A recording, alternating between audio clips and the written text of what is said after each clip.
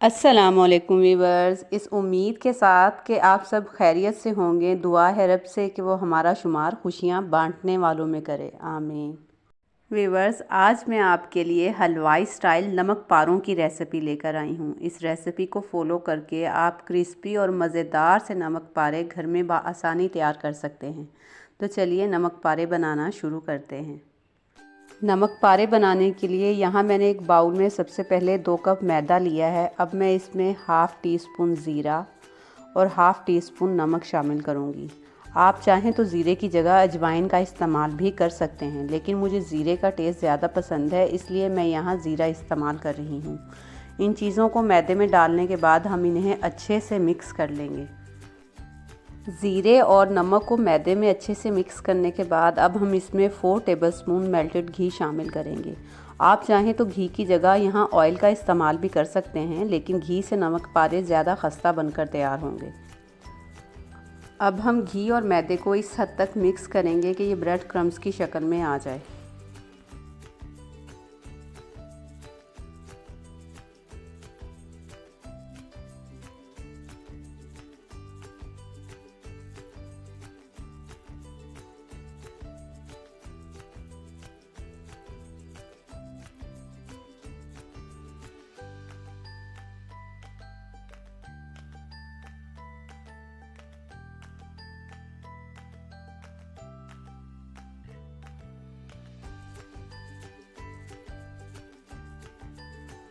तीन से 4 मिनट तक अच्छे से मिक्स करने के बाद जब ये कुछ इस फॉर्म में आ जाएगा, अब हम इसमें हाफ़ कप के करीब पानी शामिल करेंगे।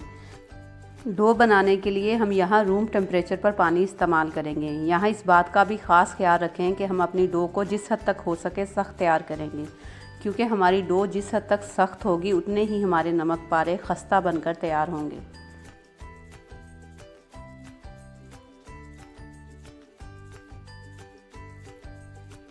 सख्त सी डो तैयार करने के बाद अब हम इसे आधे घंटे के लिए रेस्ट दे देंगे।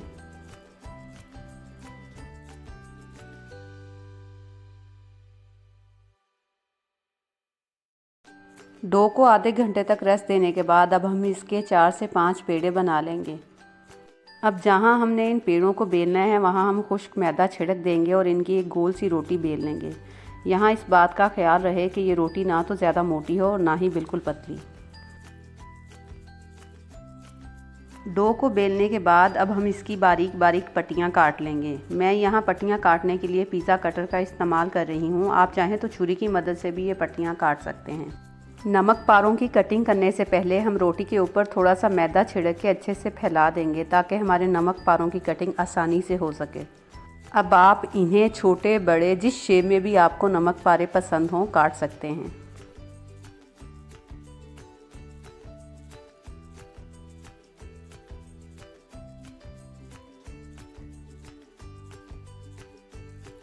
लंबाई में पट्टियाँ काटने के बाद अब हम इसे दूसरे रुख से भी कटिंग कर देंगे।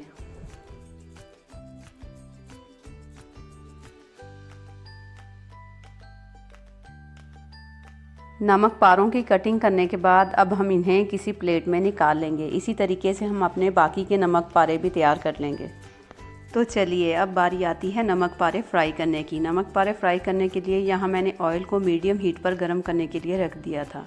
जैसे ही हमारा ऑयल गर्म हो जाएगा, हम चूल्हे की फ्लेम को लो कर देंगे और नमक पारे इसके अंदर डाल देंगे।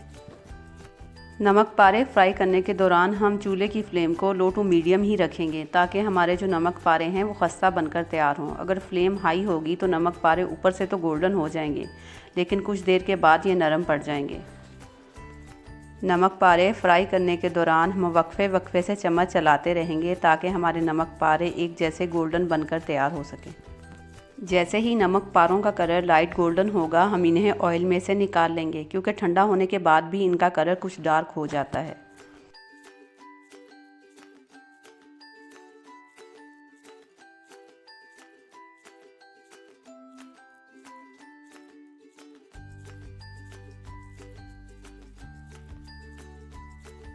इसी तरीके से हम अपने बाकी के नमक पारों को भी फ्राई कर लेंगे।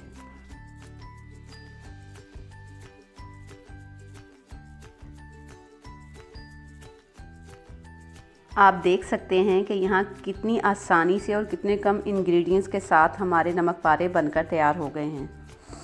ये देखने में जितने खूबसूरत और क्रिस्पी लग रहे हैं, ये खाने में भी इतने मज़े के और क्रिस्पी ही हैं।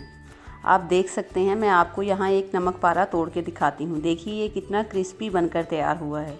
मेरी इस नमक पारे की रेसिपी को ज़रूर ट्राई कीजिएगा। उम्मीद है आपको मेरी ये रेसिपी पसंद आएगी, और अगर ये रेसिपी पसंद आए तो मेरी वीडियो को लाइक और मेरे चैनल को सब्सक्राइब ज़रूर कीजिएगा। अगली रेसिपी तक के लिए मुझे इजाज़त दीजिए। अल्लाह हाफिज़।